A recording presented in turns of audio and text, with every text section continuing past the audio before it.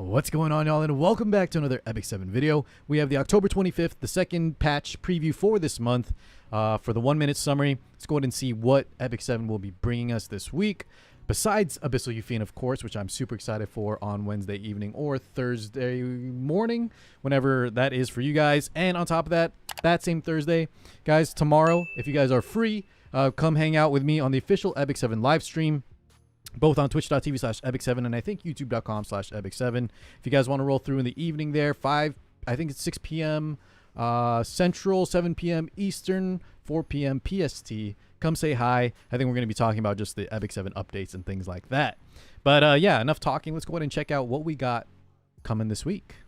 You can see here, guys, the video is only 1 minute and 26 seconds long, so probably a lighter patch, but I already see some new stuff here. Advent side story, okay.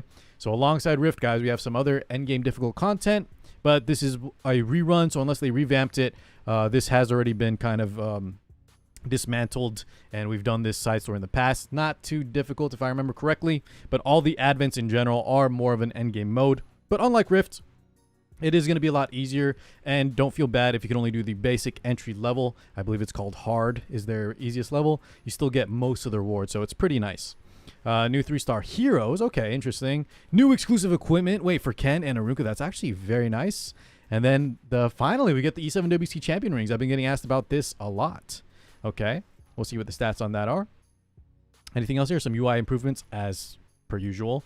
All right, so Advent side story, and this is Alicia of the Frost. My goodness, looking great as always. Preview, we'll get the preview very soon, and then it'll be opened on November 2nd. It'll be a 2-week runtime. Sounds good. I am kind of out of energy, guys. I've been dumping all my energy into Rift, so I need to set some aside here to do the Advent, as sometimes these are very good, if you didn't know, for farming extra, even past completing the rewards.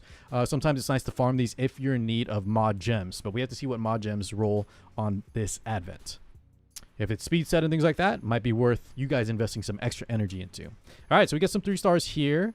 The first one is Claudia, 3-star Fire Knight. I'm not sure what sign this is. I should know this. I think this was actually on one of the recent units, but it says a simple and cheerful Slayer officer. Okay, let me know what you guys think about the 3. I think it's 3. I saw 3 in the picture. Was it?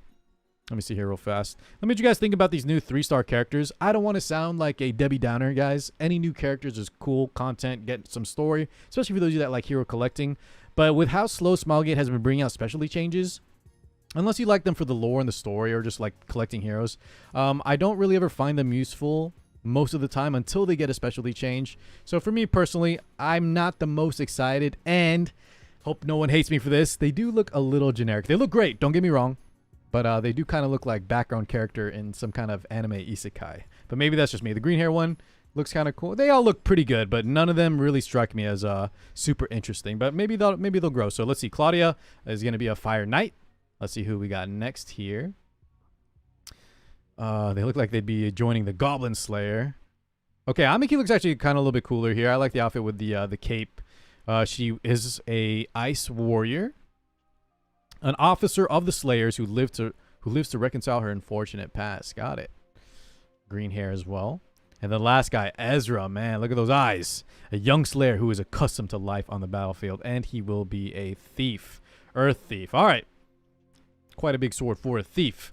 Yeah, but overall, let me know what you guys think about 3-stars in general. I wish Smilegate would add more specialty changes. We've only gotten 2 this year, when typically we get them every few months. So they've kind of been slowing down the pace. And but hey, if you guys are happy for these and plan to try to get them through summons, more power to you. Maybe they'll actually have some cool kits. Maybe I'm wrong. All right, so next up we have the exclusive equipment. First up is going to be Ken with the Advent of Destruction. Crit chance, one of the best to have on exclusive equipment. That's definitely a welcome addition. Let's see here. Skill 1 knockout. We're going to get an increased defense effect chance. And by the way, guys, Ken, usually before at least Rift came out, he was mostly seen in just areas like Ancient Inheritance. Not really seen too much elsewhere. Especially not really in PvP too often. So any additional changes to Ken is very, very nice for an underutilized unit. But with AI and now Rift, I think a lot of players are starting to build their Kens and bringing them out of the box to try and use. So this is definitely going to be making him more incentivized, especially in Rift. So we get increased defense break chance by 10%. Very, very good.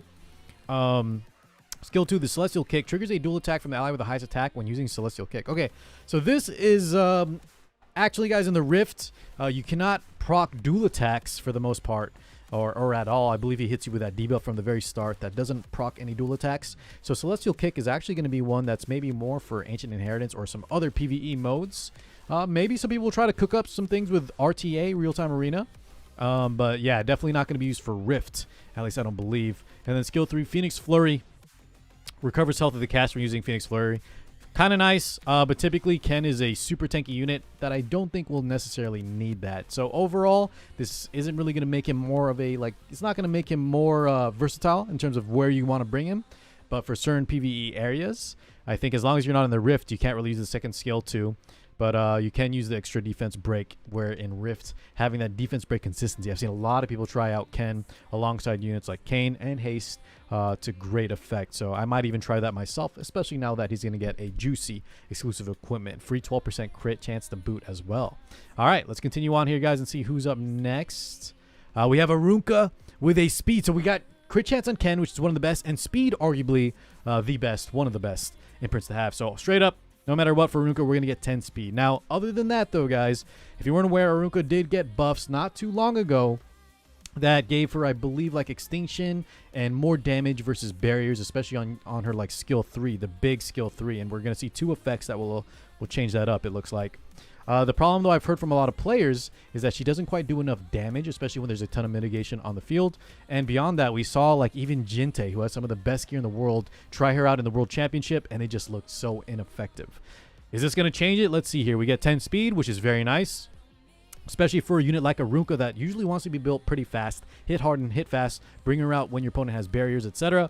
Skill 1, the dagger throw. I mean, I guess that's okay, but I think we're really going to want to make this skill 3 even better. Thrashing in the Prairie increases damage dealt by 10%. Is that enough? I don't know. The Arunca experts will have to tell me. I don't imagine it will be, but maybe with the 10 speed combined, it's going to put her in a much nicer spot, at least in order to pick and make her, destroy her target. Skill 3, the second one of Thrashing in the Prairie, increases combat readiness of the caster by 30% when using Thrashing in the Parry. Okay, that one seems all right too. But what I've heard, like I said, I think a lot of times it's just she doesn't quite finish her plate in terms of landing the kill. So I think the skill 3, this last one, more of a win more condition, meaning if you already have, you're one-shotting that unit, you're already in a great position, and I don't know if the extra combat readiness is needed. So I would reach for the 10% extra, but if I have any Arunca mains out there that really play her a lot, let me know which one you guys are most excited for. I imagine it's the middle one, and 10 speed, very, very good as well. Okay. Next up, guys, I want to talk about this real fast. We have finally the E7WC Champion Ring distribution. And just so y'all know, take note of this in the bottom, guys, because I know I'm going to get asked this question. When this finally rolls around, I'm assuming this is going to be live very soon. It's available for a very long time. All you got to do is open your RTA, your World Arena, hit the Hall of Fame button, and then you'll find a section to claim the WC ring, okay? So it's not going to be in your mailbox. It's not going to be anything like that. You have to go into the World Arena section, and then claim it yourself. So make sure you check that out. And then here's the ring here. And actually, guys, this looks like a speed set with health crit chance. I believe, I'm going to check in game real fast. I think this is the same exact one as last year's. I do remember it's speed and attack. And I think the subs look the same. So the icon is definitely different for the 2023 version. But let's go. Hold on, guys. I think I have it ready. Let's open up my client real fast and scroll over to the ring section. Where is it? Let's sort by speed. I believe it is speed set. So max hands. Okay. So this actually, yeah, the stats, the subs should have been the same. This is the 2022 version, guys. And if you notice here, I rolled pretty decently. I think I hit a min crit chance roll. If it started at 6, we hit a 3, which isn't not good. But then we hit, I believe, 2 max health, 1 max crit damage, and then a 4 in speed, which to me a lot of times is max. It's very hard to roll a 5 speed maximum. It's super rare. But yeah, guys, a lot of people did brick this, meaning they rolled not too hot. But the fact that the subs are already starting really high means the likelihood of you completely destroying this ring are low. And the newer you are, no matter, even if you min roll every single sub stat, if you guys are relatively new to the game, it's still going to be a very solid ring to put on one of your units, typically a DPS unit. And some of y'all I expect to get 25 speeders. I can already see it, 25 to 30 speeders. Mark my words, there's going to be a bunch of them popping out here. Probably not me, but some of y'all watching me right now are going to get very lucky. I can't wait. Okay. Beyond that, guys, let's see here. Some UI improvements. Added the register max ingredients button in Alchemist Steeple. Okay. I guess that means you just click this button up top and it'll autofill it for you. Always welcome quality of life changes. All right. Last but not least, it looks like we got some drop rate up banners. Remember, guys, as always, these are bait banners. Most of these you can choose. If not all of them, you can choose at your own schedule in the side story summons. So don't get baited and choose any of these, especially because upcoming, I'm going to say this fast because I feel like I've been mentioning this to y'all every video. I just want to make sure you guys are ready and don't miss out. But there are 3 things I'm expecting by the end of the year, or maybe since Smilegate is running out of time, early into next year. And those 3 things are, number 1, the limited group banner summons. That means you're going to pick from limiteds and just a lot of different units that you can choose. Not only the limited characters, but artifacts as well. So let's say you already have Landy, you already have Luna, the Draco Place, the Guiding Lights, the summer units. For me personally, I'm going to be selecting, let's see here. I need Elbrus Ritual Sword, so I believe she's with Fire Charlotte. Since I need another Elbrus, especially for the upcoming Abyssal Euphine this week, I'm going to choose Fire Charlotte and guarantee myself 1 extra Elbrus Ritual Sword via the powder shop. And then maybe I'll summon some extras to try to get lucky. But there are things you can do like that, even if you're a veteran and don't need extra limited. So set aside your bookmarks for that. These are rare occurrences, bookmarks and powder, excuse me, that will let you get and fish for specific artifacts and heroes. Other than that, number 2, we have the Full Metal Alchemist Return rerun. People definitely need to get themselves a Roy and Edward. And I expect, just like the Slime collaboration, guys, that there will be a new hero. But that is kind of just speculation. Third, we have the Espa rerun, which, if you guys haven't already gotten, Karina and Rocket Punch are extremely meta important, meta defining. And beyond that, some of you guys may want to pick up the others like Ning Ning and Winter and Giselle. They look great, but Karina and Rocket Punch are the real big ones you don't want to miss out on. All right, is there anything else in here? Abyssal Euphine this week. I can't wait to try her out, guys. Besides stopping by the official Epic 7 live stream, come hang out on mine too. I'll be trying to test her out before I'm a guest on their stream later that day. And then we have the coin shop rotation of Commander Powell, Desert Jewel Bazaar, and Fallen Cecilia. Okay, not too crazy on these 3. They're all fine ML5s, but nothing too insane.